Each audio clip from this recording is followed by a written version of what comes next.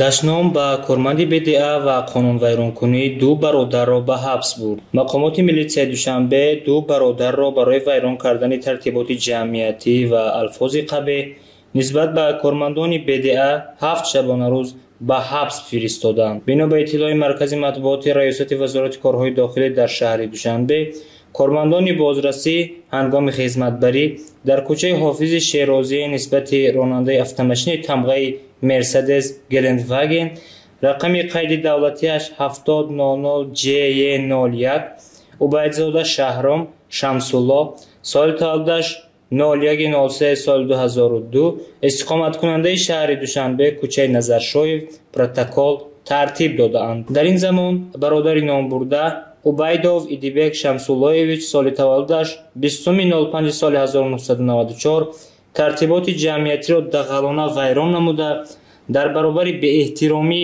нисбати кормандони бозрасӣ ҳамзамон онҳоро бо алфози қабеҳ дашном додааст.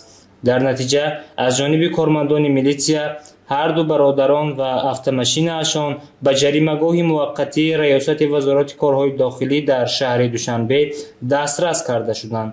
вобаста ба ҳолати мазкур нисбати Убайдов Идибек барои вайрон намудани тартиботи ҷамъиятӣ ва итоат накардан ба амр ва талаботи қонунии кормандони милитсия тибқи талаботи моддаи 479 Кодекси ҳуқуқвайронкунии маъмурии Ҷумҳурии Тоҷикистон протоколи маъмурӣ тартиб дода шуда аз ҷониби суди ноҳияи Исмоили Сомонӣ ҷазо дар намуди ҳабси маъмурӣ ба муҳлати 7 шабонарӯз татбиқ карда шуд.